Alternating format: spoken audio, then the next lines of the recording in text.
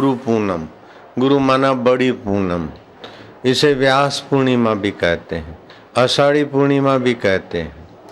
भगवान वेद व्यास ने बहुत कुछ दिया मानव जात को।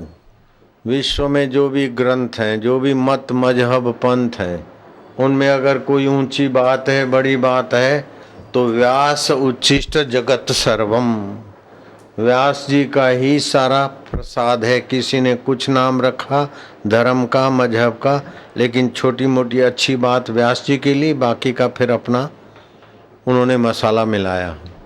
ऐसे व्यास जी को ऋषियों ने कहा कि हर देव का अपना तिथि त्यौहार होता है।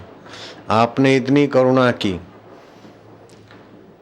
तो जागृत देव सतगुरु आपका हम पूजन और अभिवादन करके कृतज्ञ हों। कृतज्ञता के दोष से विद्या फलेगी नहीं। तो शिव जी का शिवरात्रि और सोमवार है, ऐसे हनुमान जी का मंगल और शनिवार हनुमान जयंती, राम जी की रामनवमी, कृष्ण की जन्माष्टमी।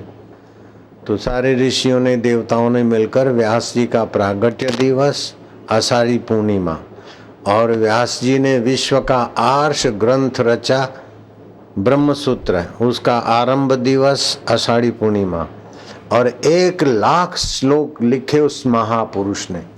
और ये दावा किया जो महाभारत में है वो और जगह है, लेकिन जो महाभारत में नहीं, ऐसा सार दूसरे ग्रंथों में नहीं है।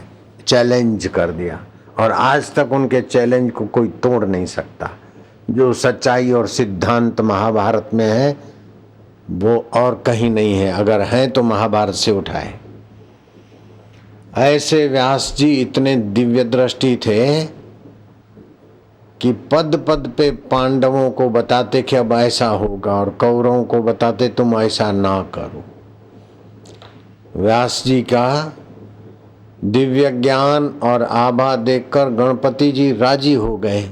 व्यास जी ने 16 बार श्री कृष्ण युग युग में अवतार, एक चतुर्युगी में एक बार कृष्ण, तो 16 चतुर्युगियां में 16 बार श्री कृष्ण आए। और लोगों के जीवन में कितना भी धन मिल जाए, कितना भी कर्म का सिद्धांत हो जाए, ये कर्म करो तो ये मिलेगा, ये करो तो स्वर्ग मिलेगा, लेकिन स्वर्ग के बाद भी जीवन में नीरसता रहती।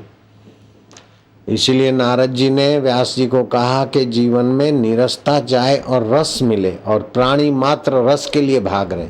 पान मसाला क्यों खाते हैं? मजा लेने के लिए। सिगरेट क्यों पीते हो? किसी पराई स्त्री के साथ ही क्यों करते? मजा के लिए। पराये पुरुष के साथ क्यों बात करते? ही मजे के लिए। तो मानो न मानो ये हकीकत है, रस इंसान की जरूरत है, क्योंकि इसका मूल रस से ही उत्पन्न हुआ है। रसो वै स वैश्वानरो, भगवान रस स्वरूप है। जैसे जल का स्वभाव जो है वही तरंग का स्वभाव होगा। जिस सरोवर का जो पानी होगा उसके तरंग का स्वभाव वही होगा। तो सभी सत्य चित्त आनंद स्वरूप ईश्वर से पैदा हुए, ईश्वर में स्थित है और ईश्वर में विलय होंगे। तो सभी रस चाहते हैं। कीड़ी भी सुख के लिए भागती है, दिमक भी सुख के लिए भागती है, मच्छर भी सुख के लिए भागते हैं। रस सबकी मांग है। तो महाराज जी एक जो रसा अवतार हुए, ऐसे श्री कृष्ण के युग युग की लीलाएं और रस बांटने की रीति और रस का मार्ग, श्री कृष्ण की लीलाओं का स्मरण करके वो ग्रंथ रचो। 17 स्मृति ग्रंथ तो रचे गए, लेकिन 18वां रचा गया भागवत। अब वो युग युगांतर में भगवान जो निर्गुण निराकार व्याप रहे परमात्मा, वो नन्हे मुन्ने हो जाएं, जेल के दरवाजे खुल जाएं, ये हो जाए, ये अद्भुत लीलाएं देखकर व्यास जी आनंदित हों। लेकिन जब लिखना है तो आंखें खोलकर समाधि तोड़कर लिखना है, फिर समाधि करें। तो इस महापुरुष ने देखा कि देवी कार्य में बहुत विलंब होगा। भगवान गणपति का स्मरण किया, मानसिक आह्वान।